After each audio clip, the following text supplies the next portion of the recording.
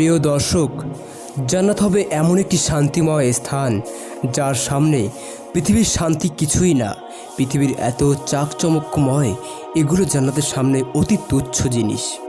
জান্নাত হবে এতটাই আনন্দময়, এতটাই সুখকর এবং এতটাই মনোরম দৃশ্যময়, যা সম্পর্কে রাসূল কারীম সাল্লাল্লাহু আলাইহি ওয়াসাল্লাম বলেন, জান্নাত হবে এমন একটি মনোরম জায়গা যা কোনো মানুষ ইতিপূর্বে দেখেনি, কোনো মানুষ তার দুই হাত দ্বারা স্পর্শ পর্যন্ত করেনি এবং কোনো মানুষ তার কল্পনায় আনতে পারেনি। এতটাই সুন্দর হবে জান্নাত। জান্নাতের ভিতর থাকবে অনেক বিশাল বিশাল বিল্ডিং, পৃথিবীর বড় বড় বিল্ডিং।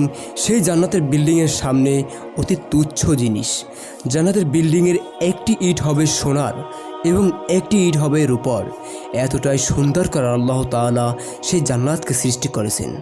আল্লাহ তাআলা বলেন, নিশ্চয়ই মুত্তাকিগণ থাকবে জান্নাতে এবং ঝর্ণাসমূহে।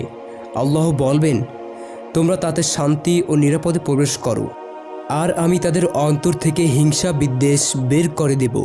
তারা সেখানে পরস্পর ভাই ভাই হয়ে মুখোমুখি বসবে।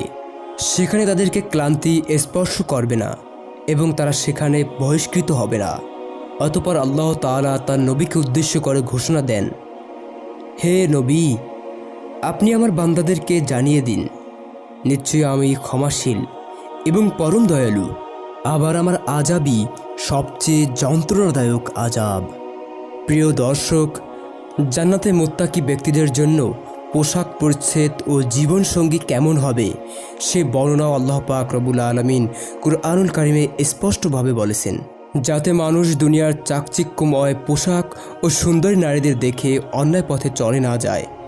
আল্লাহ তাআলা বলেন, নিশ্চয়ই মুত্তাকিগণ থাকবে নিরাপদ স্থানে, বাগ বাগিচা ও ঝর্ণা দ্বারা পরিবেষ্টিত জায়গায়।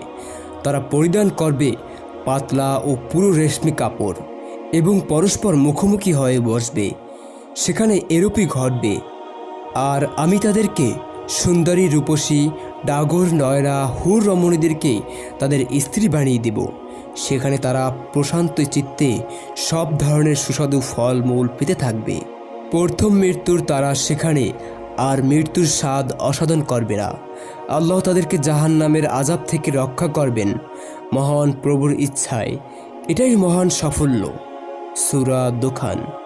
প্রিয় দর্শক বন্ধুরা, জান্নাতের শান্তি হবে অত্যন্ত সুন্দর এবং অত্যন্ত সুখকর, যা মানুষের কল্পনার থেকে অনেক অনেক গুণ সুন্দর।